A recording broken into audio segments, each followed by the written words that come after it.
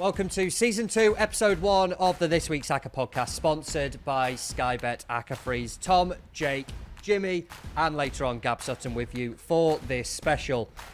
Coming up on this episode then, we're of course talking through the EFL and the Premier League. We're picking out our best bets from across the leagues as we construct our anti-post accumulator.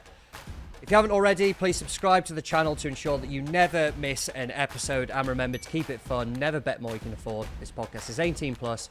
Please gamble responsibly.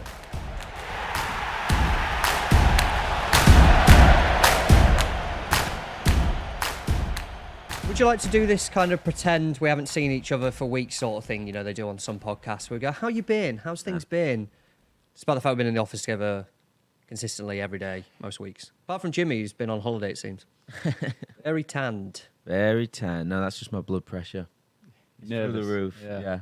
No, I don't want to do this thing where we talk about our personal lives. I'm here to talk football and bets. That's fair enough then, as it is. Well, do you want to? No, absolutely not. I have nothing interesting going on. Yeah. How excited are you then for football, the Premier League, the EFL soon? We'll get Gab on in a little bit to talk through those leagues. Excited? What's the general feeling ahead of the season? Can't wait. I thought there'd be a bigger gap in between the Euros and the football season kicking off again, but glad they're in. What else is there to do? Well, for you, fishing, right? Yeah. Well, I've got plenty to do, yeah. Yeah, no, buzzing for it. I think the week after the Euros final was just a real down lull, and then as soon as we got past that... That's just reminded me, before everyone got into office this morning, I was on Spotify just listening to some music. Bruce Springsteen, Dancing in the Dark, come on. First time since the Euros. Yeah. Got really emotional. Skipped it, obviously. Fair enough. Anything else to add or? Skipped it to, what, Beautiful Day? You know, the old Championship theme tune on that. I think that was ITV's The Premiership. Is it the Premiership? I think it was the Championship. ITV, there was a bit, wasn't there, when Gab's nodding, it's the match of the Championship. day. Yeah. No, I think it was ITV. the Football League, yeah. Show, yeah. No, ITV. I'm telling you, ITV had a show called The Right. Telling you, son. It was. It may well have been, It's a but Football League. ITV definitely had a show called The Premiership, which did the Premier League highlights. In front of the ground. Yeah. ITV's The Premiership. I'm going to really type here for the podcast listeners. ITV The Premiership, 2001. It was a highlights of the FA Premier League. Opening theme, Beautiful Day by U2. Thank you. It was on the Football League as Football well. League one as well, wasn't it? Thank you. I was nodding. They reused it, obviously, for the football. Maybe they only bought the license for that one song to use for the football. Maybe they did because it didn't land. Ali McCoyster's a pundit on it as well, so everyone likes Well, it. listeners, if we're all wrong, apologies. From the Premiership to the Premier League then. Here we go. Nice. Very good. Let's start, obviously, at the top flight. I don't know where to start. There's so much to talk about. Let's start logically at the top end then. Man City defending champions. Arsenal probably the closest contenders. We've got then Liverpool, obviously under new leadership in Arne Slot. Chelsea as well. God knows what's going to happen with them. Can Villa keep it up? So many questions about that top end of the table. Where's the title going? Jake? It's going to Arsenal. Third time lucky for them. Obviously, we'll remember 2 years ago where they did bottle the league. I'm going to use that term. They did completely shit the bed. They were rubbish. But yeah, last season was completely different. They remade this, made a little bit of a, the spine got more solid in the transfer window. They looked a lot more difficult to beat through the season, and they finished really strongly. And obviously, City do what City do. But this time around, I'd see no reason why, at the prices and given the off-field potential issues, I don't think Arsenal should be backed. I mean, it took Liverpool a few years, didn't it, to get over that hump and break City's dominance, and this could be the time for Arsenal. Underlying data was on par with Arsenal's last season, and then I touched on it, the charges there, which are just waiting. We're waiting to see what happens. It could be a points deduction, could be demotion, could be anything, could be nothing. But either way, I still think Arsenal are the pick. But if backing them outright solely is not for you, you can back them without City. I think they're about 4 to 5 best price at the moment, maybe 4 to 6 in places. So that's for me is the way I'm going. Like you said, there's question marks about Liverpool, question marks about everyone else. There's no question marks about Arsenal. 6 to 4 you can get on Man City to win the league. That seems quite big. Yeah, they're also 16 the to usual 1 stuff. to get relegated, which kind of highlights the... They're covering bases a little bit, aren't they? Yeah. Diabolical, that, isn't it? It's really bad, yeah. It's terrible behaviour. Jim Rod, top end of the table. So we've got City, Arsenal talked about there. There is then a significant gap down to Liverpool around 7s. Then you just go into Chelsea, Man United, and obviously the gap The odds and the bookmakers definitely think it's going to be a 2-horse title race again, as it has been in recent years. Are you buying into this or not? Yeah, absolutely. I think Jake's covered it excellently there with what he said. I'm excited to see Arsenal ahead of the new season making some interesting signings, some gorgeous signings. May I add? Is that in reference to Calafiori? Yeah, obviously. Who else? But yeah, as far as the top end of the Premier League, I've got to be honest, it interests me very little in terms of betting. If you can't look, I can't look past it, and if you can, this season, it looks like the bookies have caught up to the Gunners charge. I was waiting for some real bam hard hitting line there, but it didn't quite happen, did it? No, didn't work out. Well, it takes away who else could be good. Who else could be good then? Well, top I'm going end. to open it kind of, any way you kind of want to look at here, because I know there's one team that we were all maybe quite hot on, potentially, before we started recording. Would you like to take it away on that team?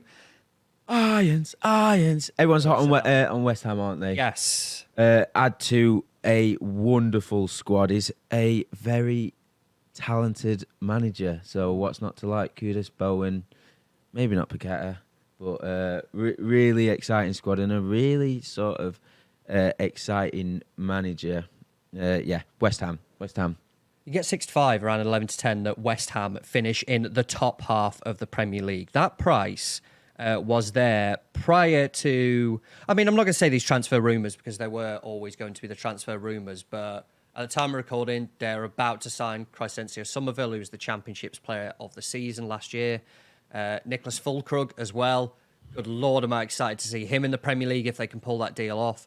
Clearly, there's still money to spend for West Ham, and yet the price hasn't really reacted. And they've already spent big. Max Kilman's come in, hasn't he, already at the back.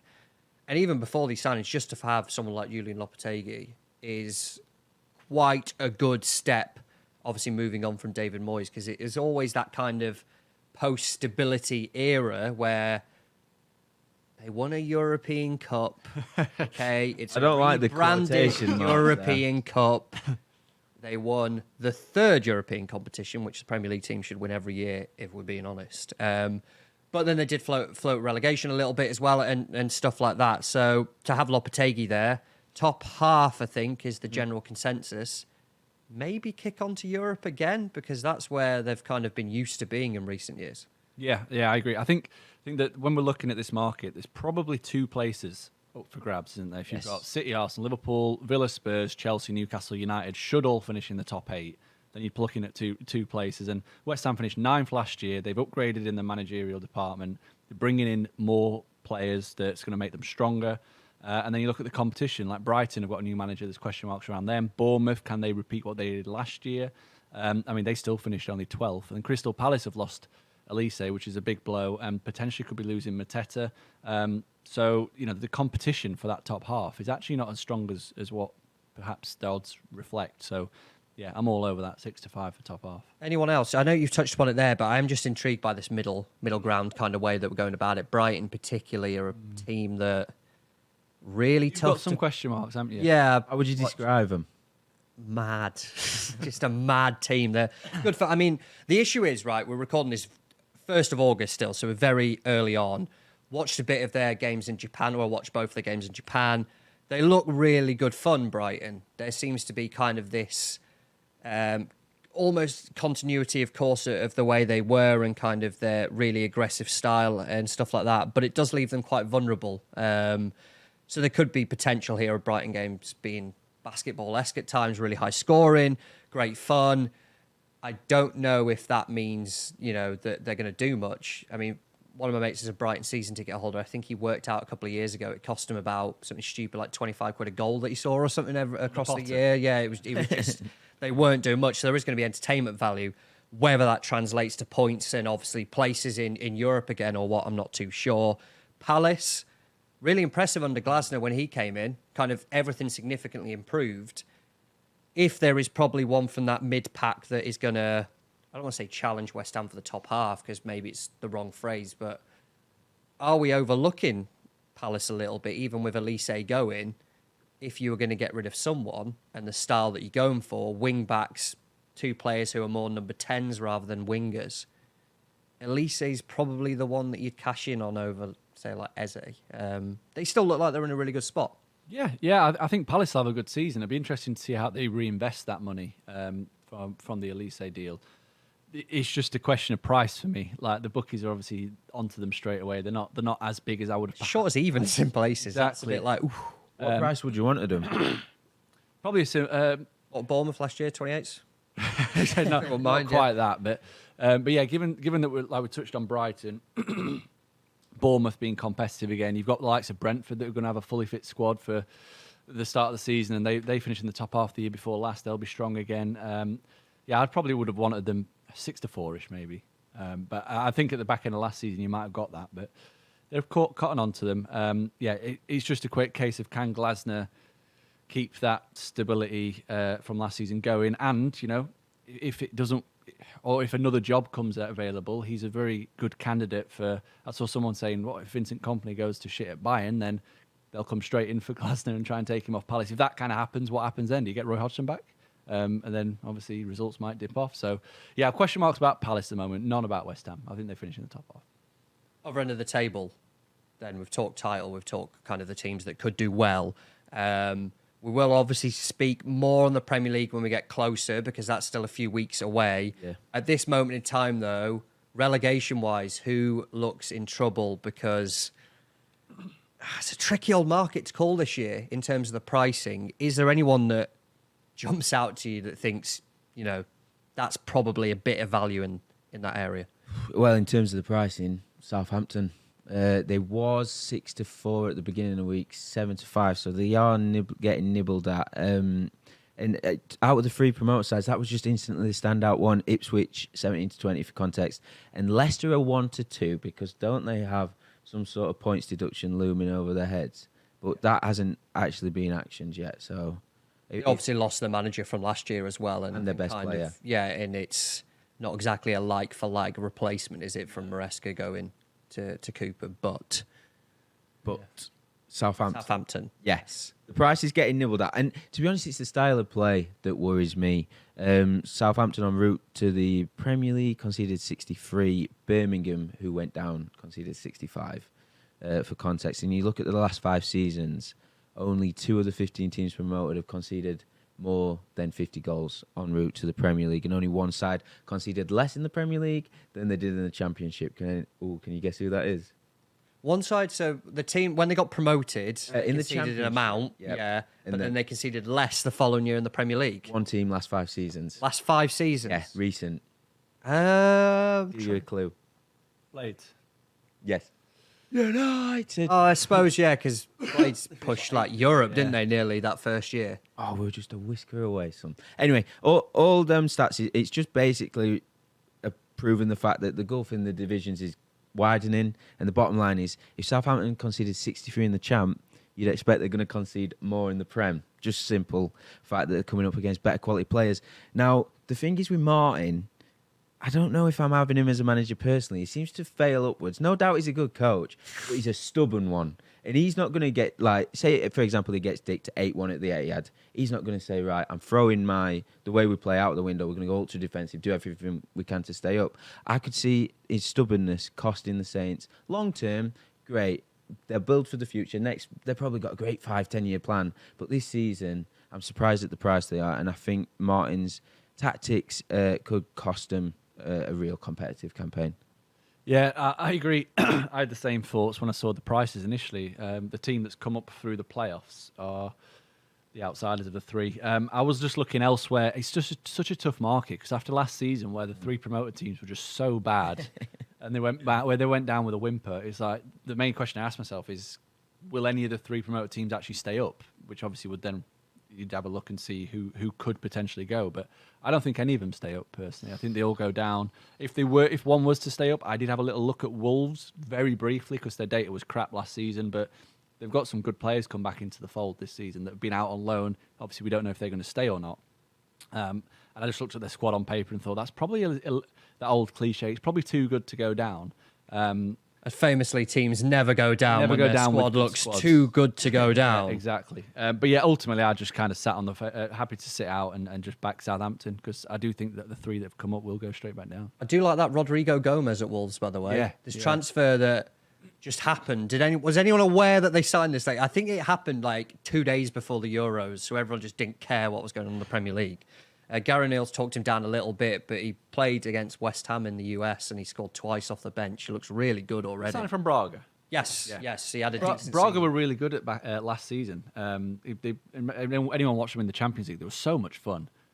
So yeah, if he was part of that team, then half a decent player. Let's wrap up the Premier League because the EFL is just better, let's be honest. And that's closer, so we'll probably have more to talk about. If we settle on one selection, because obviously we want to build an anti-post accumulator, West Ham top half finish seems to be the general Yeah, it's gotta be. consensus. If you're looking for kind of others, again, we'll revisit it closer to the season just in case anything kind of happens. But Arsenal to win the league, either outright or without Man City. Southampton to be relegated, we're another one there. But we're going to settle on, in the Premier League, then the first selection of our anti-post accumulator for the 24-25 season. I don't know what year it is anymore. We're taking West Ham to finish in the top half.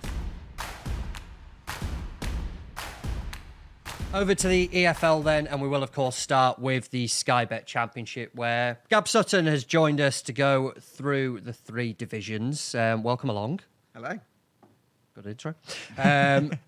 Let's just get straight into it then, like we did in the Premier League. Championship this year, Leeds are the 3-1, 7-2, depending where you look. Clear favourites for the division. Are we all on board with this, yes or no? Chuck it out there and whoever No. picks it up. 100%. Yeah.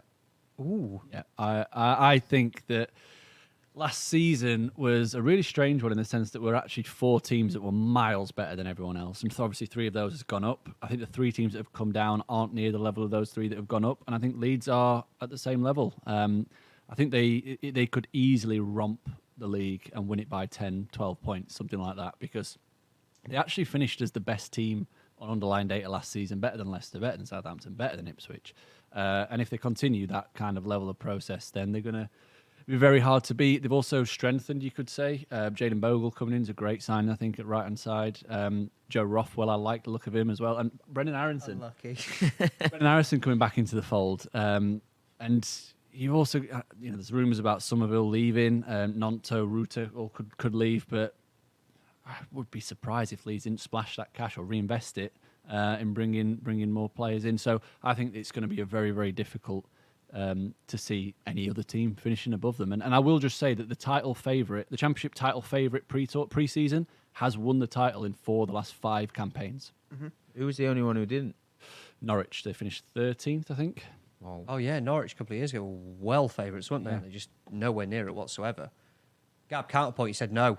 Yeah. Can't have them at that price, or just not in general. I've got Leeds in my top 2. I don't think that... Have you got winning it? Sunderland. Oh, What come to that the- shortly. What? Talk to us about Leeds, why not?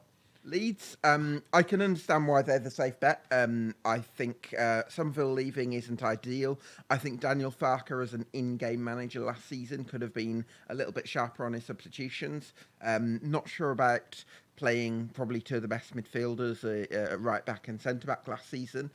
So I've actually got a few reservations there, but I'm also willing to go with the crowd given how difficult it's going to be for me to sway everyone on Sunderland, because I'd be surprised if you all got on I'm board. glad you said that again, actually, because I was just going to make you aware you said Sunderland when we spoke title say charge. Sunderland, Wow, talk to us about this then, because I don't think too many will be putting Sunderland top of No. the table. It's I can see why it seems like a left field shout. For me, Left field. It's a bit more than bloody left field, isn't it? That's in the car park. Sunderland. That 33s to win the league, aren't they? Yeah. 33-1, yeah. That is a long shot. Big reason for me is this incredible potential in the squad that I think's off the scale. You got Trihume at right back. I think he can be one of the best right backs in the league. You got Dan Ballard at centre half, one of the best centre halves. Anthony Patterson in goal again. Dan Neil, a fantastic midfielder. And a lot of these players, we've even got Joe Bellingham there. Jack Clark and Patrick Roberts are going to be two of the best wingers in the Championship, I think, as well, especially with Crescencio Somerville leaving Leeds. And then what I love is Sunderland have gone for this youth-heavy recruitment policy over the last couple of seasons. They're now got to the stage where only 3 of their 27-man first-team squad are actually teenagers, and a couple of them are generational talents anyway. So actually, this is a squad. Who's the generational talent? Sorry, Joe Bellingham and Chris Rigg.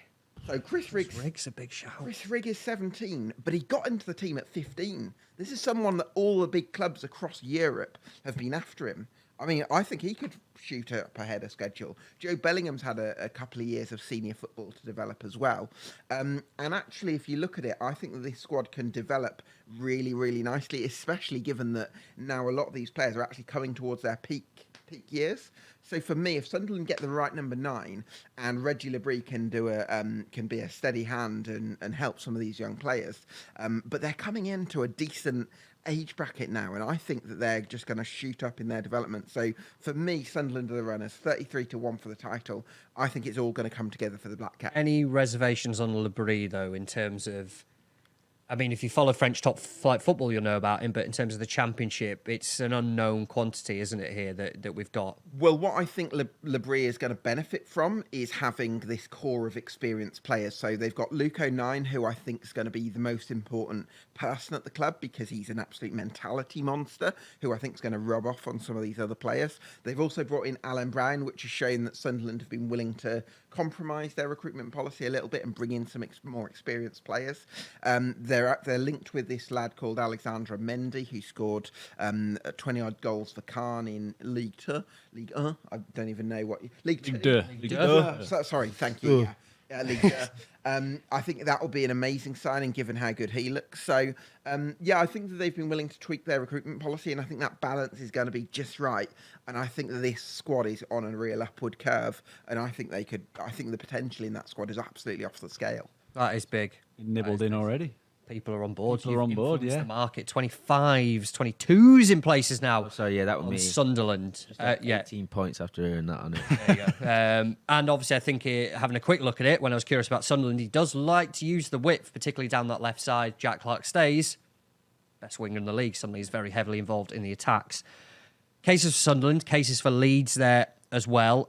Where else are we looking top end of the table? Because a couple of teams jump out. I'll chuck in now Middlesbrough as a top 6 potential. Disappointing campaign last time out. Injury affected campaign last time, I think it was fair to say. But under Michael Carrick, a talented squad, a goal scorer in Latte Lath, who Jimmy's pointed at me, so I'll let him talk about him very shortly. Gunshots. Okay. Full of beans, isn't he? He had a prolific second half of the season, didn't he? Finish, I should say, really, really strongly. This is a team who can surely bounce back, and without having 3 juggernauts and the unexpected one as well in Ipswich last season to make it 4, this could be Middlesbrough's time to really capitalise. I think what's really exciting about Middlesbrough is last season they couldn't quite put their best 11 together because they were hindered by unavailabilities, and they still managed to finish 4 points off the playoffs. So I think if they can keep a more settled squad this year, added to some of the additions they've made, like Aidan Morris, for instance, in midfield, I really like. I expect Latte Lath to go up another level. He's averaged a goal a game in the last quarter of last season as well. I think Giles is a really exciting addition as well. So for me, Middlesbrough, I really like them. I don't know what the price is for them, top 6, but Top 6 wise, so you're getting Middlesbrough at 14-1 to win the Championship. I am going to take 11-8. 11-8. I'm going to take them plus 13 on the handicap, by the way. I think that's quite generous if that's the way you want to approach it. Jimmy, we've not heard from you yet. You've been very quiet in the corner there. Do you want to add anything on Middlesbrough, particularly Latte Lath, because he is a name you mentioned recently, which says to me you've got him eye on him top scorer? Oh, yes. Yeah, I really like the top scorer because what Gab was saying about him coming alive in the springtime, off the top of my head, I can't remember, but was it 13 in 12 or 12 in 13, something like that. A lot. And if he can, continue that form into the new season, I'm really excited about. Get 46 goals. Yeah, based on my calculations, if he carries on in Mitrovic that levels. rate, he's gonna get at least 50. But the exciting thing was, I'm sure one of you mentioned it. I zoned out a little bit because you were just going on and on and on. But Michael Carrick's sides create chances for the front men. That is what they do. Chuba Akpom, how many did he get season before last? A lot. Scorer, wasn't he? 28-ish, maybe, I think. 28, and his next best tally in his career is something daft like 11. So he's He's not a proven. He's not a proven goal scorer. But in a Michael Carrick side, he scored lots of goals. And I think Latte Laff, it took him a bit of time to settle in at Borough, but he has now, and I think he's every chance he gets a load of goals this season. Bring a team to the table if you've got someone else who maybe you want to talk about. I've Top got 6 one. potential. Luton. Luton Town, yes, relegated. Of course. Ooh, I was going to say Shade of Odds on, but they're not. They're 65 generally, 65, yeah. consistently. Do you remember when they got promoted to the Prem? They were the favourites to go down. Of course, they did go down, but they finished the best of the bottom 3. And the major talking point when they went up, who did they sign? They signed Chong, Anderson, Brown, Kaminsky, Nakamba. Everyone was like, boy, are they going to be brilliant in the Championship next season. And it's like we got back to them in the Championship next season. Everyone forgot how good they are going to be. Because they've got Rob Edwards, what a manager he is, and they've got an unbelievable Internet sensation Rob Edwards, please. To give gorgeous him the full Rob title. Edwards. Yeah, gorgeous Very internet good. sensation Rob Edwards. Yeah. Yeah, all right. I didn't mean to sorry. interrupt your train of thought there. No, Carry on. I'd finished it. Luton. Oh, right.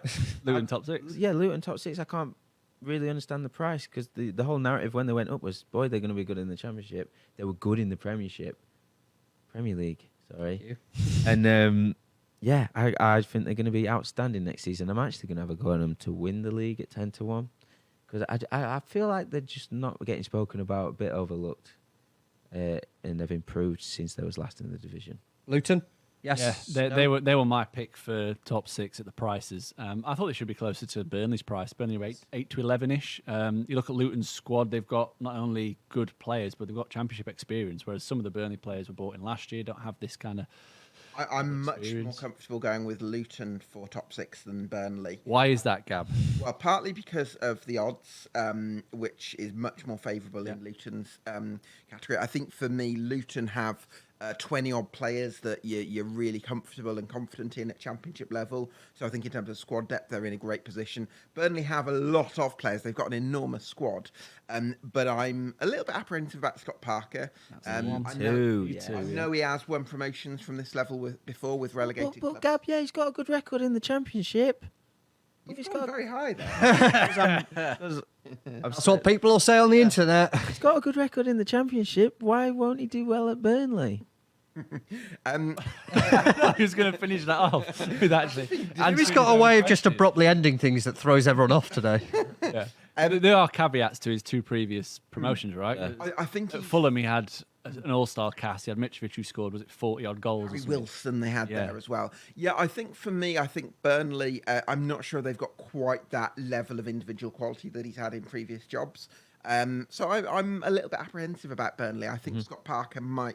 I think he's a bit conservative. I think he might hold that squad back a little bit. So I've actually got Burnley finishing outside the top 6, even though I imagine they might be odds on. So for me, Luton at 6-5, I think I'm really happy with that. Other end of the table, does anyone want to kind of talk about potential relegation candidates? Jim Rod, you were first hand up. You can go. Who are you looking at? You mean it? No. Who do I want to go down? You Well, want to? who do I want to? Yeah, because I've had Sheffield Wednesday.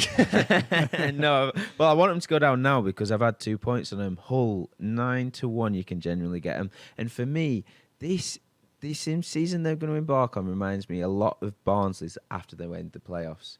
Obviously, they didn't have the same pedigree. Barnsley, a yo-yo in League One Championship side, that season in the playoffs was an outlier. But I mean, it's similar because Barnsley lost their manager, their best player, their goal scorer. Hull have through their own stupid behaviour have lost Liam Rosenior, a brilliant manager, and they've lost the majority of their goals. I've got it written down somewhere here. Yes. Villa Jean's gone. They've lost 80% of the 68 goals they scored last season. Ryan Giles is the only sort of, when I wrote this, he was the only official signing. I think they signed a couple more players. Cody Drama from Leeds, one of free them. agent right back who was at But Birmingham. they're not impressing me, but the main thing is that's really unsettling me, Gab, is the fact that they've made a managerial change because they didn't like the style of play Liam Rosenior brought to the club. And when has that ever worked in this division? The most recent example, I'm sure you're familiar, Wayne Rooney at Birmingham. I think what you want to do when you've got a manager who's young, who's talented, who's got the team going in the the right direction, who's got a lot more right than wrong.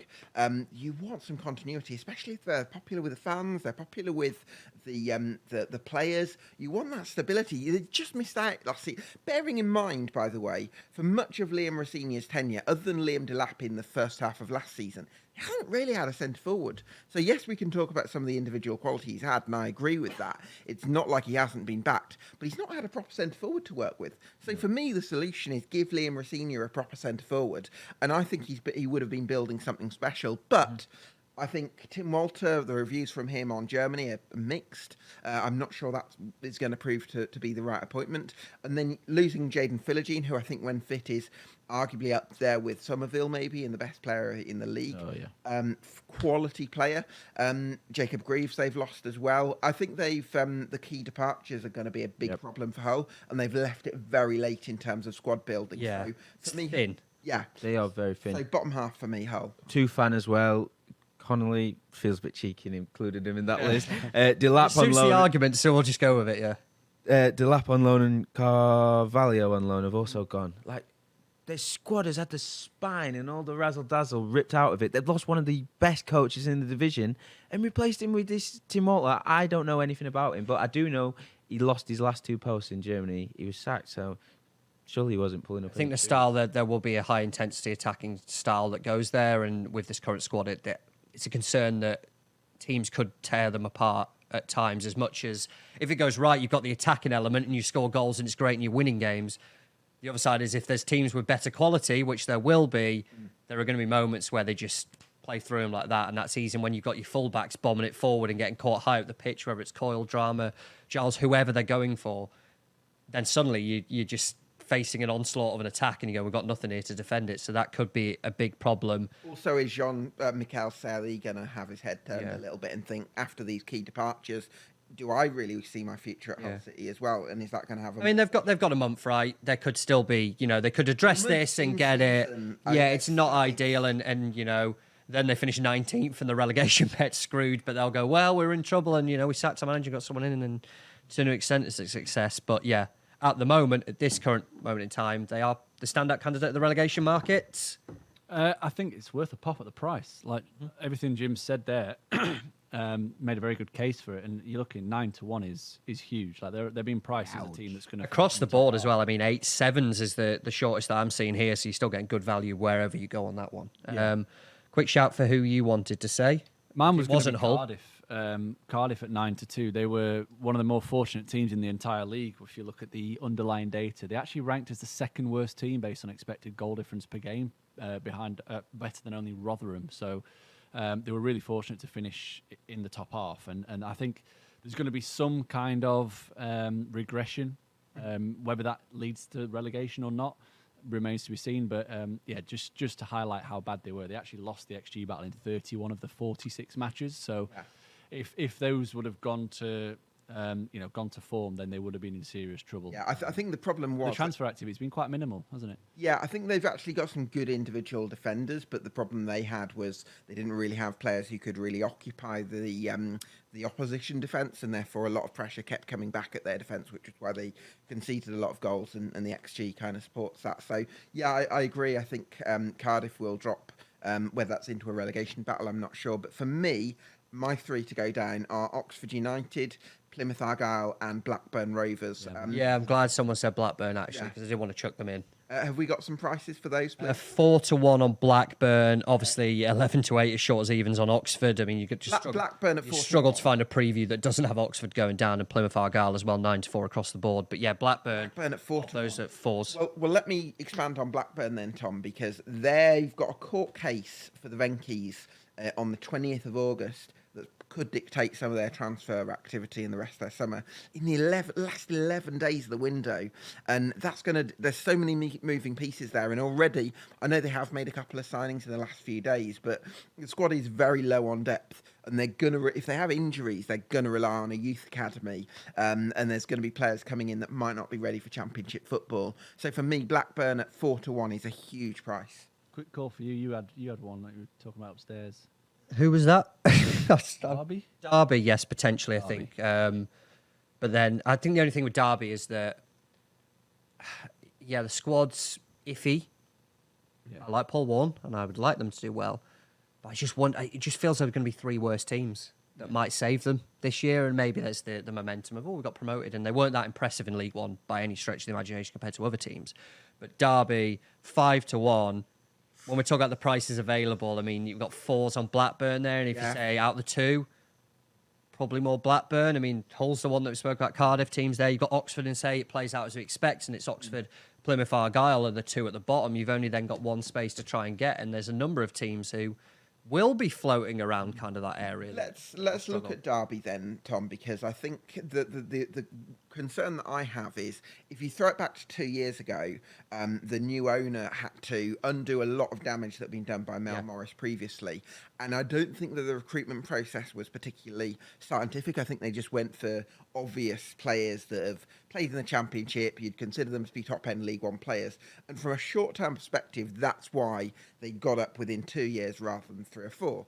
But I also think it's why they're going to be less prepared for the Championship because it's been such a quick turnover. I don't actually think they've got a squad that's good enough at this level because a lot of these players, when they've played at Championship level more recently, they've kind of been found wanting a little bit. So I don't know that the squad is actually going to be up to it. And I think they've got a few players that ideally they'd probably want to move on. So I think they've got to work with what they've got a little bit. And I do trust Paul Warner's ability to galvanise people, and I do think they've got that going for them. But I think there's enough question marks for you to say 5-1. I think that I've got them 21st in my 1-24, so I think 5-1 is a pretty decent price. And there's the element as well that they're not completely sold on Paul Warne, is it? I know we got them up, but you imagine they hit that rough patch, which could come straight away. Yeah. There's not exactly going to be the rallying call of support that's going on behind, is there? Well, he's been relegated in both his full seasons as a manager at this level. He's technically been relegated 3 times, although the 16-17 group just weren't up to it, so it'd be unfair to pin too much on that.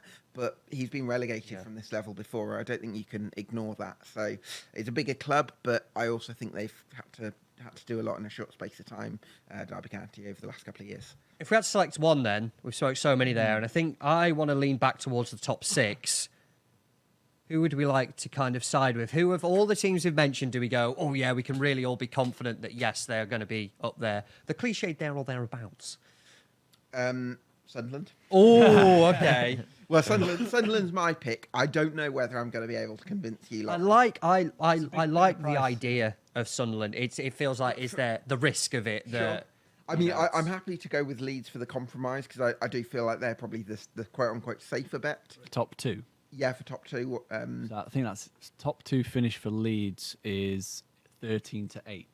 13-8. I can go with that. I mean, do you want to take one of Middlesbrough, Luton top 6 instead? I think Luton's the safest 6-5 for Luton. I think is pretty solid. I'd be shocked if they finished outside the top 6.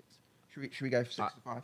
I'll never come back on a podcast again if they finish outside the top 6. Oh, I think we've got to put it in just No for that doubt in reason. my Crossed mind. then. Fingers crossed. Graham, they finished 7th. Just before we round off, could I make a case for Sheffield Wednesday? Please make a case for Sheffield Wednesday, yeah. Oh, just There's looking loads at the of time. timer here, I think we might struggle a bit. Go on, talk to us about Danny Roll, then you two. So, Get it out your system. So Danny Royle inherited the worst ever Championship start. He lost 5 of his first 6, but the performances were actually quite encouraging. From that point onwards, it was pretty much playoff form, and that's over 2/3 of a season, something like that. I think that's a really a tantalising bet when you consider that Danny Royle has since signed a 3-year contract. He's been given some assurances that he might be able to work the way he wants. We don't quite know that, but Danny Royle, I think, is the highest potential coach the Championship currently has to offer. He's been able to bring in the players that he wants. He's had a full pre-season to get across his ideas. Bearing in mind, last season, he was getting across his ideas in season. I think he's going to be working with these players every day. They're going to improve every day. He's such an outstanding coach. For me, Sheffield Wednesday top 6. If one of you can give me a price, Tom. Well, I'll give you 100 to 1, mate. I'll have a pound on that. Sheffield Wednesday 10-3, your best 10-3 price. for top 6. 13-year-old. For a side that played like a top 6 side pretty much for 2/3 of last season under this manager. I see your Danny Roll and raise you a Chansiri. Chansiri isn't going to be coaching the players, they say. I know he's Well, You never know. he's absolutely unhinged. I do understand there is that concern, but if, and it is an if Chansiri can keep himself, because there may have been some certain terms, certain contractual agreements in order for Danny Röhl to sign that 3-year deal, maybe, just maybe, Chansiri takes a backseat here and Danny Röhl is able to build something of substance. I understand the concern. I think it's valid. But I think for that sort of odds, 10-3, I'm happy to go with it. What do you reckon, Jake, as a Wednesday out? It's hard to get too optimistic. You don't want to get too giddy and then leave yourself feeling worse at the end of the season. But I think we'll be top half at the very least. Yeah. I think playoffs might be a push because I still think there's some teams up there that have got more quality. But I think we'll give it a good go. Maybe finish. I've got us between about 7th and 13th, something like that. I've got you somewhere between 24th and 1st, but I think it's going to be a great season for Yorkshire. I hope so. oh yeah, counterpoint then. You can have one line on Sheffield United. Come on, you Blaze. I'll do. That's fair enough then. That's all we need. Yeah. Fair enough. Right, Sky Bet Championship then. We spoke so much. I think we're settled on Luton top 6. Seems to be the favourite pick of all the ones that we've gone for there. Coming up next, it is, of course, time to look at League One.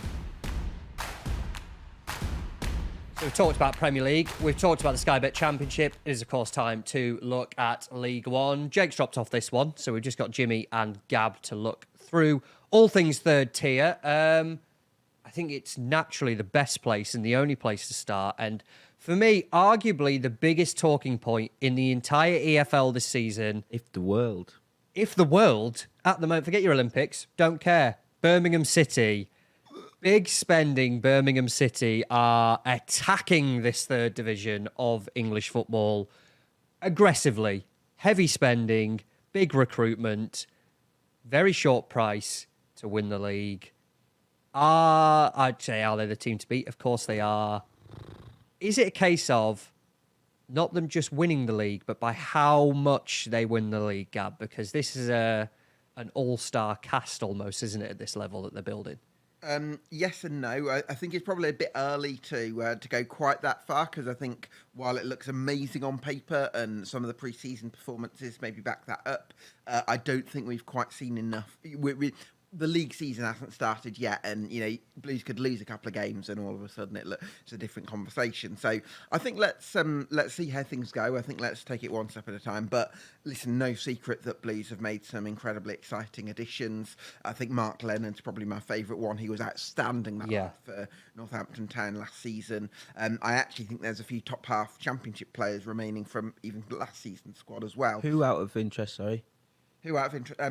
Dion Sanderson at centre back, Ethan Laird at right back. Yeah, I was surprised Laird didn't go, to be honest. Exactly, yeah. Lee Buchanan, left back. You got Christian Bielik there, who a few years ago was one of the best players in the Championship with Derby County. He's still one of the best players in the Championship with one leg, isn't he? So I think, I think it's a really strong squad. So I think it's looking hopeful on paper. Let's see how that translates into reality. I mean, the one question mark for me, Chris Davies, is the manager. There's an inexperience there. I think it's fair to say at a Does he senior have level, any would it, right? experience? I think this is his first senior managerial job. First job as a number one. Yes. He assisted Brendan Rodgers previously with Celtic, I think, and Leicester. So I think he's got some elite experience. He's clearly a fantastic coach. Yes, I can understand why from the outside it looks like a bit of a question mark, but I'm also happy to back him that he's got some very good coaching principles. And also, I'd rather have someone like him that's built up their coaching career as opposed to somebody like Wayne Rooney who got the job on a playing career rather than. So I think with Chris Davies, he's got some fantastic coaching pedigree. Again, it's just a case of waiting and seeing how that translates. You taking the Blues at 2-1 to win the league, Jimmy? Can I be the first to say, fuck the Blues? Right. Whoa. Absolutely not. Oh, that's strong. Who do they Okay. think they are? Who do they actually think they are? Coming down into League One and thinking they can buy their way out at the first time? It's absolutely disgraceful. I mean, everything sensible says to us, it's, we talked about some of the signings there, Mark Leonard particularly, obviously Alfie Mazin as well. Oh, they should canter it. And League One, famously, easy league to get through. Nobody ever gets stuck in League One, of Just course. Leeds, Sheffield United, Sheffield Wednesday. It's Sunderland, Bolton. It's a tricky one. And are they not going to be the cliched cup final for every single team that rock up? Yeah.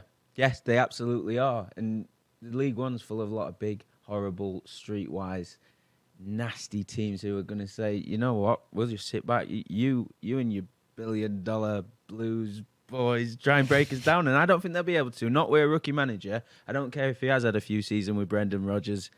Yeah, I am massively against Birmingham. And I think that presents some lovely value in the outright market. Go on then, talk to us who you're looking at. And I mean, should we do this pretend thing like we don't know who you're going to say? Because every time we talk about League One, we know where you're going to go. So, Jimmy, who could you possibly be looking at in League One to enjoy some success? I can't look past Rotherham. I'm not having Rotherham. Why would that be? What? You don't have him Rotherham? I'm not having Rotherham. I think they've been overrated based on how early they did their business and not necessarily the quality of their recruitment.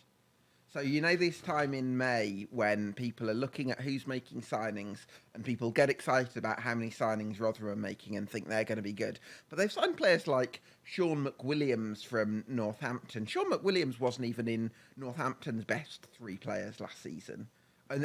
So I mean, Joe Powell's a decent signing from Burton, but I don't think it's necessarily a great. I mean, it depends what sort of market you're looking at. Are we thinking top 2? I'm thinking they win it. Joking. You know the episode of The Simpsons where, and I like The Simpsons, of course, you know where you can see Ralph, you can pinpoint the moment his heart exactly breaks there, and it's just you going, no chance that Steve Evans Rotherham's going to do anything. So you're happy. So Rotherham, let's use the examples. Rotherham have signed Northampton Town's 4th or 5th best player. Yep. Birmingham City have signed Northampton Town's best player.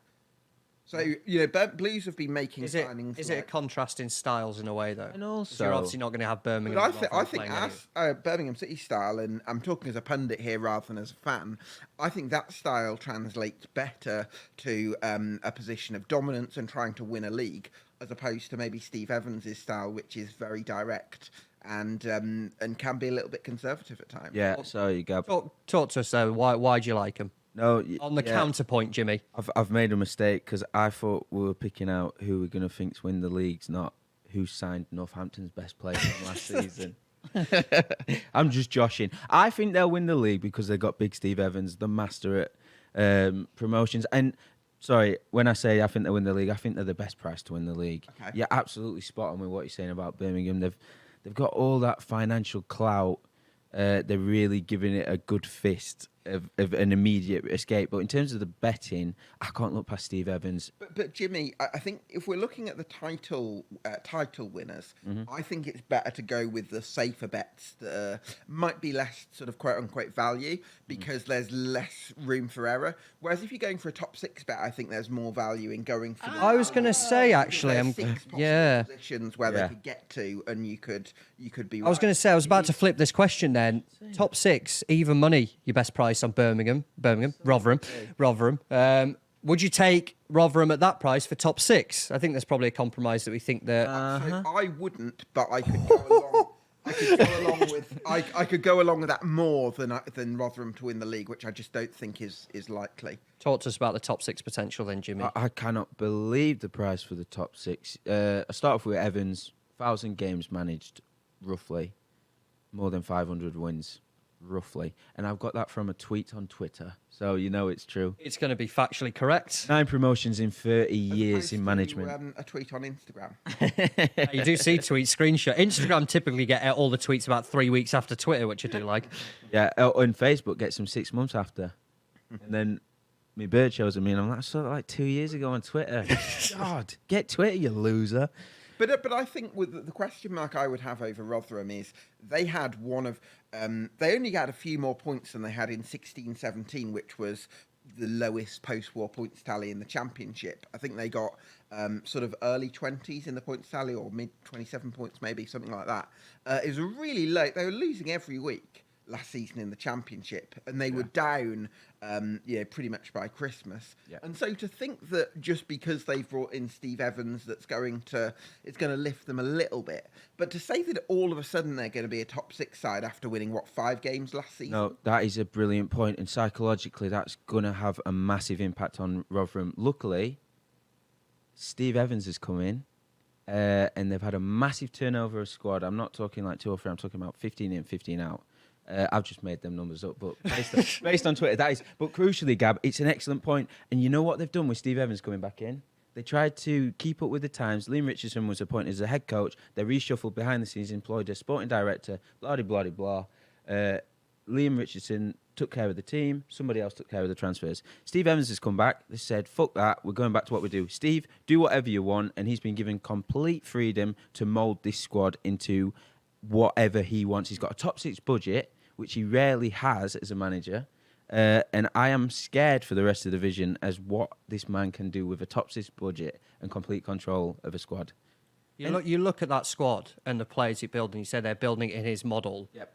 Look at some of the players. I mean, Johnson Clark-Harris is back as a striker there. Of course, he slipped out the picture a little bit at Peterborough, but his quality there. You're talking Sean Raggett at the back from Portsmouth. Wow. I mean, Joe Rafferty at right back. Wow. If you're talking Steve Evans workhorse sort Liam of Kelly. players, he'd jump out. Liam Kelly from Coventry as well. That you can kind of look at last season for Rotherham, but just the huge change in the turnover this season. Sure, it's just a completely different unit, isn't it? Wearing basically the same badge in the same stadium is the only thing they'll probably have in common. Possibly, but I think making that overnight transformation is a little bit of an ask. I agree with you. I think Sean Raggett and Joe Rafferty are fantastic signings. I can understand why there's a lot of excitement over Johnson Clark-Harris. I'm a little bit apprehensive about that because I think with the way Steve Evans' sides play, it's very low possession. And I think for Johnson Clark-Harris, he's not very aggressive or mobile against the ball. He doesn't do a lot of running. And I think that could be a problem in a Steve Evans team, bearing in mind that when he won promotion with Stevenage, he had Danny Rose and Jamie Reid, who are constantly hassling and harrying defenders. I don't think Johnson Clark-Harris is going to do that, so I think that's going to bring certain challenges. Yeah, you have got Hugel who can do that. He's one of the best defensive strikers I've seen in the game. In terms of, he can't do his job, but boy, can he defend from the front. You've also got Hugel. I was going to say someone who's left the club, but I had to stop myself then. Well done. And the thing that excites me, one of many that excites me about Steve Evans in comparison to the Stevenage one, was he had a lack of depth at Stevenage. So once you played them once, you can prepare for the second time around. That's why we saw him pushing for the top 2 last season at Stevenage, Steve Evans. But to come around the second half of the season, they completely tailed off because everyone could telegraph what they were going to do, and they didn't have the depth. But at Rotherham, I think they've got way more pedigree for this league this time around. I mean, there's 6 spots up for grabs here. We've spoken a lot about 2 clubs there. Yep. Let me just chuck a couple of out there that you know, Rotherham I can 100% get on board with as a top 6 potential, but you've of course got Bolton still naturally around the picture. Huddersfield, who jump out to me a bit under Michael Duff. You've got Wrexham. Everyone wants to talk about Wrexham, of course, in League One. Charlton, Peterborough, Barnsley, Blackpool. Well, can I... a number of teams there that... Can I throw you on Lincoln City? Yes. 4-1 for a top 6 finish. I'm really excited about Lincoln City. The opposite of what I've said with Rotherham, where they only won 5 games last season. Lincoln City's form was absolutely impeccable in spring last year. Even with a few injuries in midfield at the time, they adapted really well. And Michael Skubala, he was able to implement his ideas in season. That's such a hard thing for a manager to do in terms of stylistic transition. And yes, they've lost some key players, but they went 16 games unbeaten. I think they won something like 12 in 13 at one point in that sequence as well. It's an extraordinary run of form, and I think for me, Lincoln City are a really exciting proposition with the kind of football they play, and I think they're going to have one of the best midfielders in the league in Ethan Arahan, sorry. Yeah, do you think the lack of Taylor being up front's an issue, or they need to bring in someone else? Yeah. So this is based on Lincoln City bringing in another centre forward. At the moment, they've got Ben House there, who I really like. I think he's a really well-rounded centre forward. They have got Freddie Draper, who I think has got potential as well. I do think they need one more. Javen McCarman's supposed to have had a good pre-season. I think they need another striker, but I expect one to come in. And they've replaced the goalkeeper that left, Lucas Jensen, by signing George Wickens. I'm pretty happy with Lincoln City. I think 4-1. I'm so happy with that. When you look at the form from last season, I'd much rather have Lincoln City at 4-1 than Rotherham at evens for top 6. Michael Skubala, one of my favourite things is he has managed 3 games in the Premier League, of which 2 were against Man United. That's your random fact for the episode, yeah. And they were within 4 days of each other because of some weird fixture congestion issue. So he was caretaker manager of Leeds after they sacked Jesse Marsh. They went to Old Trafford on Thursday and played him at Ellen Road on Sunday. Yeah, They got a draw at Old yeah. So 2 of his 3 games, first 2 games as a Premier League manager were against the same opponent. That is a random fact. outrageous. Can we talk about Huddersfield, because I really like them? Would you have Huddersfield top 6? Because I think in that middle ground of Rotherham and then a bigger price than Lincoln, Huddersfield just don't seem to be talked about a lot in terms of the picture of promotion, and yet the kind of squad, the setup, the manager that they've got, it looks like they're in for quite a good season. I think they've got the best manager in the league for me in Michael Duff. I rate him very, very highly. I think there's a lot of moving pieces when it comes to their squad because they're only actually able to release 2 players from last season. Normally, after a relegation, you want to release double figures. So I don't think that's ideal. They're going to have to do a bit of wheeling and dealing. But they have brought in some good League One players as well. Herbie Kane from Barnsley, Lasse Sorensen from Lincoln. That was a big one, yeah. They've obviously changed their wing-backs, haven't they, completely? Absolutely, both yeah. sides. So I think that's a great signing. I like Huddersfield. Could you give me a price for 6 to 4 on Huddersfield to finish in the 6? top 6. Oh, I like that. 6 to 4. Are you happy to go with that, Jimmy? Yeah, I like it. I like it. I like it a lot. Reece Healy's 40 to 1 to be top scorer, by the way. Ooh. That's got me excited of all the potential bets. We could just chuck that one and go wild on 40 to 1. But Huddersfield at the 6 to 4. Jimmy, I will give you another chance to talk anyone else that you want to mention, because your face looks broken after Rotherham have been shot down a little bit. I can't believe they've been shut down. I thought everyone would be aboard the Millers train. Does go near the train station, doesn't it? Yeah. Stadium. New York Stadium, yeah. Anyone else you kind of bring up before we move on to League 2? In League One, I don't think we need to talk anymore in League One. I've been impressed with the teams everyone's brought to the table. Great debate. Again, another Simpsons reference. Marge Simpson. Can I just bet on everyone to have a nice time? Everyone looks good, don't they? It's an exciting looking division. We both spoke about Reading before we started recording. Yes, I think Reading. Reading's an interesting one. Again, I know it's Really interesting, but it's the balance of good manager, promising team there as well. Yeah. Off-field issues that constantly cloud that. Hopefully, we all hope that the off-field issues will be solved and solved soon enough. But until then, does it feel like it's always just going to hamper their ability to succeed on the pitch? Let me give you 3 reasons to think Reading could be in for a big season. The first is I really like Ruben Sellers. He's a quality coach. He's worked in the Premier League with Southampton. He's very highly rated. I think he did a great job in difficult circumstances last season, still evolving as a head coach. And from November onwards last year, it was top 10 form. And this is a very young squad. Lots of them have got international recognition. They've got a lad called Kelford Abrifa at right back, who's a bit of a pocket rocket. They've got a couple of really talented centre-halves like Tyler Binden. They've got Lewis Wing in midfield, I really like. Femi Aziz on the wing. So I think they've got some really talented players, and a lot of them are in international squads, either senior or unders. The third point I would make is, although the ownership situation doesn't make them a safe bet as such, I actually think there's a world where if the Cohig takeover, which has been reported, happens in August, A, that's going to help them in terms of recruitment, and B, actually, the fact that De Jong's going to go, if that is what happens, that's going to give everyone around the club a bit of a lift, and they could ride the bit of a crest of a wave as well. So I do think the squad needs 2 or 3 to come in, but actually I think the squad's in a decent position, so it's not like it needs major surgery. Some talented players that are only going to get better. They grew together last season, and they grew with the campaign. I think Reading are ones to watch, you know. You told me about a potential top scorer bet before we came on, related to Reading. Sam Smith, 15, 13, 15. That's his goals tallies in the last 3 seasons. Takes penalties, and for all the reasons Gab's just said, I like Reading this season. Originally, I was thinking Harvey Nibb's top goal scorer is about 150 to 1. He's a high volume shooter as well, Harvey Nibb. Yes. A lot of shots. Yeah. He's so talented, but I'd just be edging towards Sam Smith because he's growing year upon year and he takes penalties. What prices are we looking at? Obviously, more are to come still, but bookmakers are slowly pricing up the leagues now in terms You of might scorer. say I'm crazy, but I can't be the only one.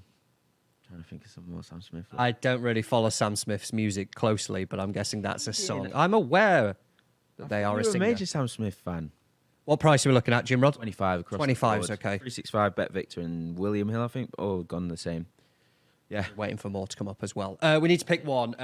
What do we want to settle on as the bet for our anti-post accumulator? Maybe Huddersfield seems like the nice compromise here.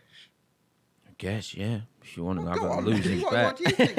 Express your- We know exactly what Jim Rod thinks. You can't keep the fat man down. Stephen Evans. Rotherham, I'm vetoing Rotherham. We've come up with some ones that we all agree on. So Reading we all like. Yeah, you Huddersfield know, we all like.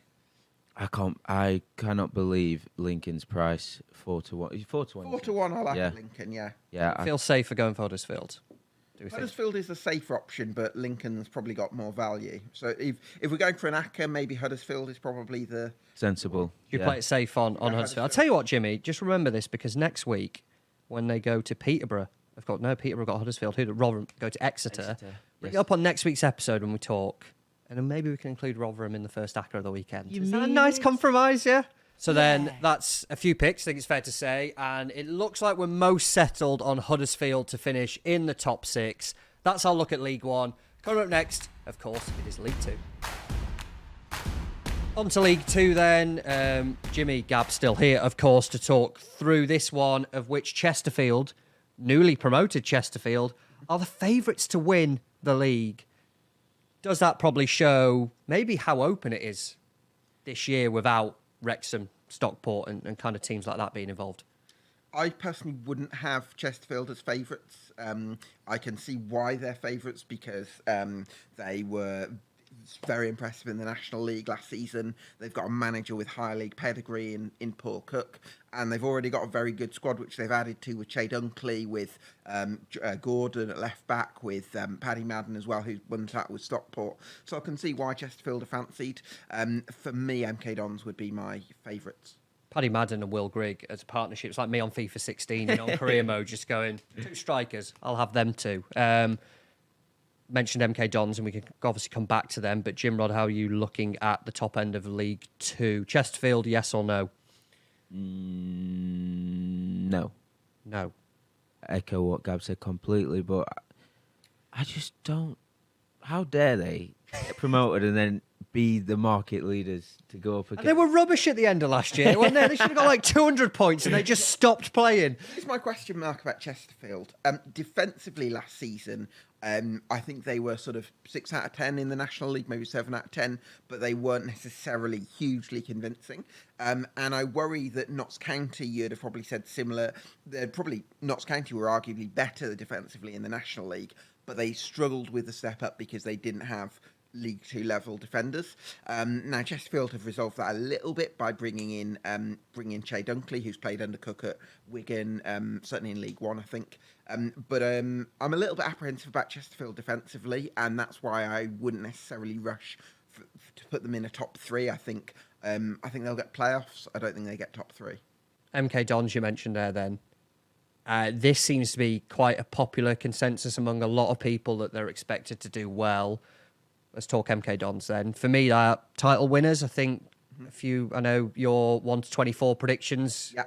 Drew comments about MK Dons, which I've completely missed. No, I think yeah, there's some previous there.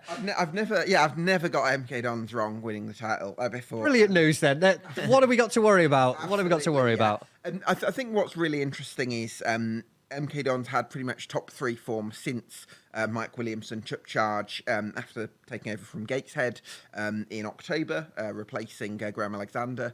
I think the only slight weakness about MK Dons last season was a bit of a vulnerability in big games, and they conceded a few goals, but they've since strengthened defensively because they brought in Lawrence Maguire, they brought in Sam Sherring, they brought in Luke Offord, all players who I think are going to make them tougher in big games, as well as the experience of Tom Carroll in midfield.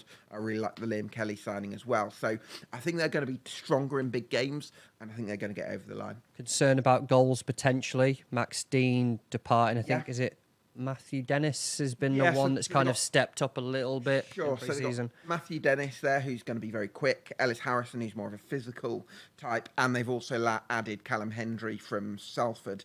I think that's probably one of the areas where you might question MK Dons in terms of firepower, because neither of those are like your big hitter where you're very confident that they're going to get 20 plus. I think they need a bit more depth in the wing-back spots as well, but on balance, I back them to create a lot of chances, and I think in the end, they're going to have enough. Jimmy, 3 from 3 on MK Dons. Seems to be a popular consensus that they're going to do well. Hell yeah. They were really good last season under Mike Williamson, weren't they? Mike, as you're trying to calling him. That's his name, Iron Mike. Is it, have you given him that nickname? No, that's his nickname from like Newcastle. Is it though? Yeah. Says So who? you talk the internet. You talk. The internet. I'll do my for the podcast. I'll do. See, look, I'm googling this. Yeah. MK Don's good. Like you said though, Gab, the high line is a minor concern, and we saw them get massively undone by Crawley in the playoffs. But I'm just going to choose to ignore that. They were the fourth best side in the division under Mike Williams, behind the sides that went up, I think. And the concern about losing Max Dean, I'm just looking now on FB ref, and they actually share their goals around quite a lot. So do you think is a massive issue in an Iron Mike system that they haven't got a proven goal? It's a thing. I've googled it, and there are fan pages calling him Iron Mike. So, and I'm sure Gateshead tweeted it. Iron Mike. Iron Mike's. You know that goal that went viral of them doing loads of passing and stuff like that. I'm convinced that they labelled that Iron Mike. Carry on your conversation. Whatever Sorry, you I'm rudely say, buddy. interrupted. Whatever you say. You know, I was just saying, do you think it's a massive issue that they've lost Max Dean? Because it's more of a system that shares around the goals. Yeah, it's Yeah. a sharing system, isn't Yeah, it? yeah. I think they've got players who can chip in for sure. Sweet. Yeah. So what price are they, top seven? I'd say, yeah, what do you want to know? So they are 8-1-ish to win the league, which jumps out to me. Top 3 finish. There is one market showing for top 2 on Odds Checker. Do they know? 5-2 that they finish in the top 3. And to be honest, if you're talking building accumulators and season longs that, you get around 5-6. They just finish in the top 7. Yep. So I think even like a bad season for them. Yeah. I mean, bad season for them last year was them like way down the league, but a bad season for MK Dons this time around is like 5th. I think isn't it? if they don't finish in the top 7, they would have massively underachieved. So I think top 7. If we're looking at safe bets, I think I'm more than happy to go with top 7. Well, traders have just rang me. They've already paid it out, so... Oh, that's good news. That is Alright. good news. Well, if they've paid that one out, then we need another runner. Who else has kind of caught the eye in League Two and teams that, again, I said open, but it does just feel quite open, particularly at the top end this year. Notts County, because they've strengthened defensively. They've brought in Jacob Badeau, who I think is one of the signings of the summer. I like the fact that the Reitz brothers have stuck with Stuart Maynard, even though he took a little bit of time to replace a legendary figure in Luke Williams. But I think those defensive additions are going to make a massive difference for Notts County, especially in terms of stopping getting counted on so easily like they were last season. And I think they've got a bit more midfield depth as well. I think they've just improved in lots of different areas, and I'm really excited to see how they get on. So I think Notts County finish in the top 3 personally. I said it last year, and I watched them a fair bit, and it was like early on in the season under Willett, they were hilarious defensively. They just could not defend whatsoever. Gab, I think you've massively understated the defensive issues. Massively. But I think, well, if we look at the issues that caused Notts County to have those defensive problems, one of them was the individual defenders, level of the defenders, which they've strengthened. They've signed 4 centre-halves, signed a couple of full-backs as well. So they've improved the quality of their defence itself. They've added an excellent shot stopper in Alex Bass, which is definitely going to help. They've added more midfield depth, which they didn't have. I'm speaking while I'm talking. Just so excited about it. I'm So very excited about it. Yeah. Spitting facts. So last season... And can I just say, this laptop's just for show. It's not even his. Yeah, it's not loaded. It was Straight from the This is dome. again. No, you need to watch it on YouTube. This is a production decision. Gabs, this is just all from his head. This is Pure knowledge. knowledge. Last- Someone on this podcast who knows what they're on about. For once. Absolutely. Last Absolutely. last season, Matty Palmer got injured in November, and that was one of the factors behind the drop-off, and they didn't have the midfield depth to deal with it. This year, they've got that. And then I think I'm really excited to see how Alassane Jatta steps up with Macaulay Langstaff gone as well. And I think we, Jimmy, quite fancy him for the top goal scorer. Was it 25s? Yeah, quite fancy him, full stop. Big, strong man, and he's going to get... I was wondering where this is going, but He's going okay. to get plenty of goals in this system, isn't he, Gab? Notts County create goals for their strikers. Annoyingly, he opened at 50-1, but now he's into 25. 25s But is still this good, the- though, isn't it? This is the thing. I think if Macaulay Langstaff was still at Notts County, he'd be in single figures in terms of odds for top goal scorer because of his record. But he's benefited so much from the system that Notts County play, which is so conducive to creating a high volume of chances. Now, Alassane Jatta doesn't have the same track record as Macaulay Langstaff, but he's more of a physical presence, and arguably he's actually scarier for defenders to face because he's such a physical specimen. So for me, Alassane Jatta at 25s, I'm having it. Jody Jones less defensive responsibility this year, maybe? I think so, because they've added a couple of fullbacks as well, or wing-backs, so maybe Jody Jones might play higher up the pitch as well. So I think there's that element. He smashed the assist record for League Two last year, so I think Jody Jones is going to be big if they keep hold of him. Yes. How many goals did Jody Jones get last season? I don't know Did he about hit double assists. Assists-wise, it was, It was about like 25 100, assists. 108 or something, Oh. roughly speaking. We'll look at relegation shortly, because League Two relegation, even though there's only two excited. spots, it always looks straightforward. It never is. There's always someone who's a bigger price gets dragged in to that picture. Just an opportunity in case there's kind of any other teams that we wanted to flag at this stage or Tranmere. who could be good. And I'm glad you said that. I love Nigel Atkins. Why have you said Tranmere? He Just talk loves about- him. Oh, he's such And a I hate lovely him. man. I This hate is him. this is from the time at the Blades. This is both sides of the coin here. I was just on the beat, local reporter, when he was in charge of Sheffield United. He's a lovely man, one of the nicest men in football at that time. And yet, you horrible Blades fans, horrible lot, just no. Being nice gets you nowhere in this game, babe. I thought you'd know that. Well, being nice actually gets Tranmere into a very good spot. So Yeah. I think you'll find. 4-1 Tranmere, and when you consider that since Nigel Adkins got the permanent job in November last year, they were a top 10 side and one of the best counter-attacking teams in the league. Now, they have lost Rob Apter, who was their Yes. star man on loan from Blackpool, and they do need to replace him. What are you laughing at, Jimmy? He's not as good as his brother, Ad. Oh, very good. So, It's not even a good word. Like I thought there'd be some kind of. Adapter. Yeah, I know the words. Yeah, I just thought there'd be some punchy punchline. I just made that up. Well done, mate. that's- It's a good 6 out of 10. off the cuff, is it? 6 out of 10. Thank you. Yeah, fair play. I think Rob Apter is going to be someone they've got to replace. But for a side that played like a top 10 side for 2/3 of the campaign and is 4-1 for top 7. And if they can replace Rob Apter, and they've kept most of their squad in place, they've added a little bit more depth in certain areas. They've brought in Sam Finley as well. I don't think they've really lost anyone particularly important in terms of first teamers. So for me, Tranmere at 4-1, I think that's a great offer for top. Are they still all over the song Tequila? Because that was they were when we went to Wembley. I think it's when more. they were in the League Two. Super wide army. That's it, yeah. But it goes to the song Tequila, da-da-da-da-da, you know, like that. So on that basis, if they're still using that song, then yeah, all over them to finish in the top 7. That is why Nigel Atkins, catchy song Tequila, perfect mix for me. Only thing is, Gab, you said then they became a really good counter-attacking side. Do they need more strings to their bow if they're going to compete at the top end of the table? Possibly. I think they've got to add a couple of wingers, Yeah. and they probably need another striker as well.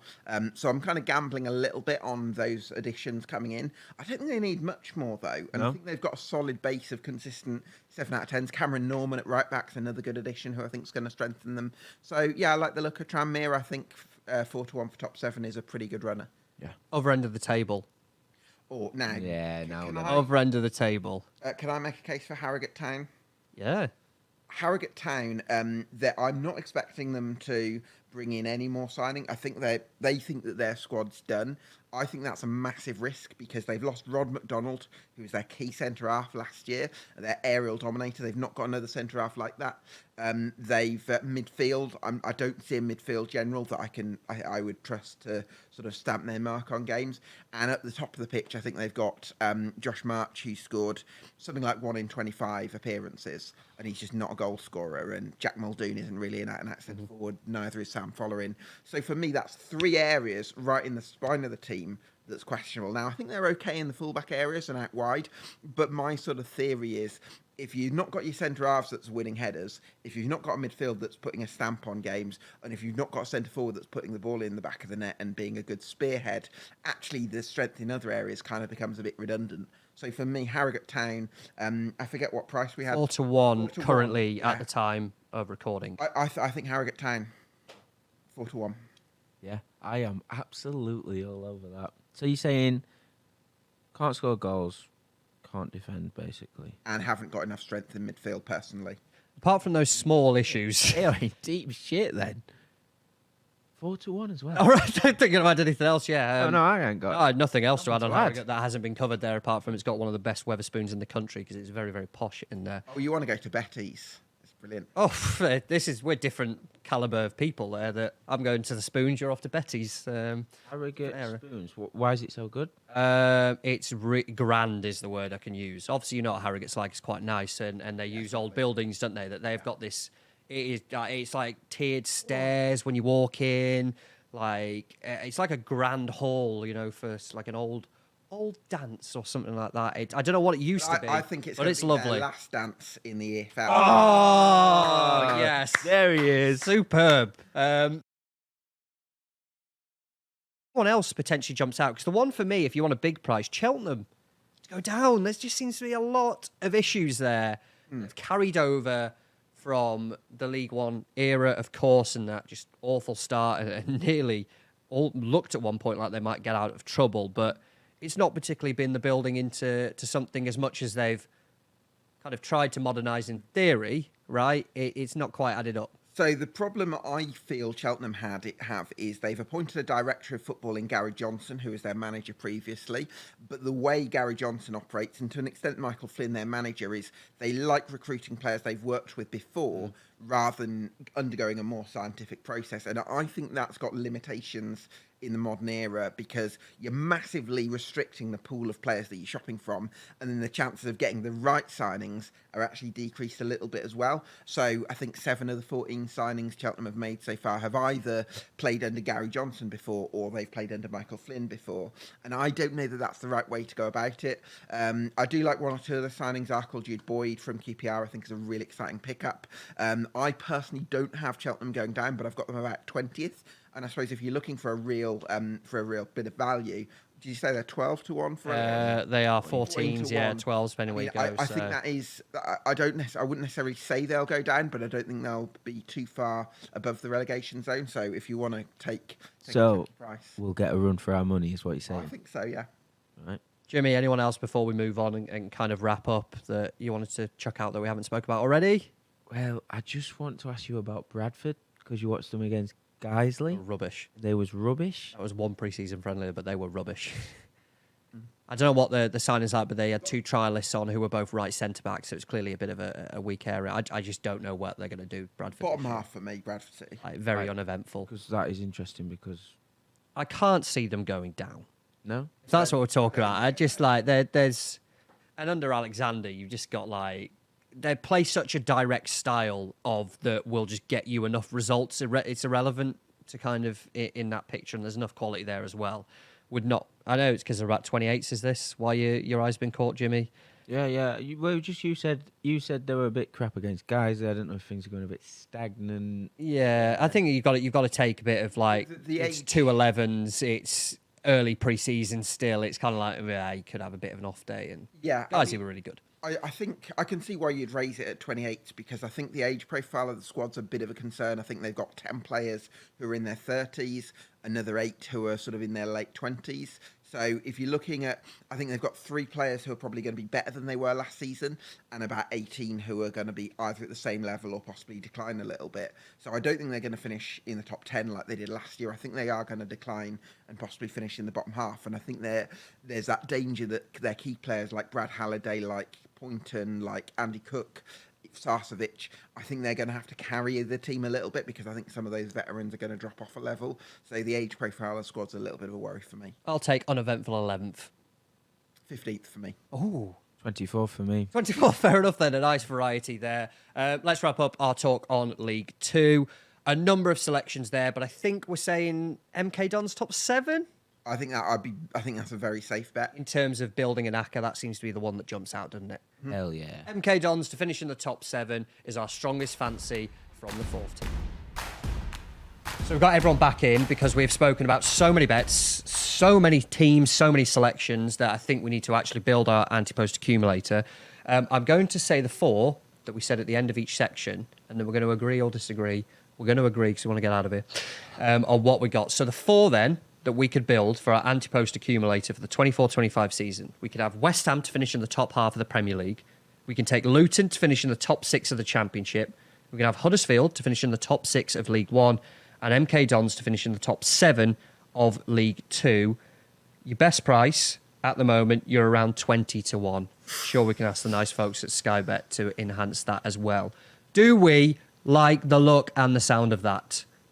Yes. Yes. There we go then. Yeah. They are the 4 selections that make up our anti-post accumulator. As we say every single week, if you're getting involved in that, any other bets that we spoke about on the podcast or anything yourself, remember to keep it fun. Never bet more you can afford. Please gamble responsibly.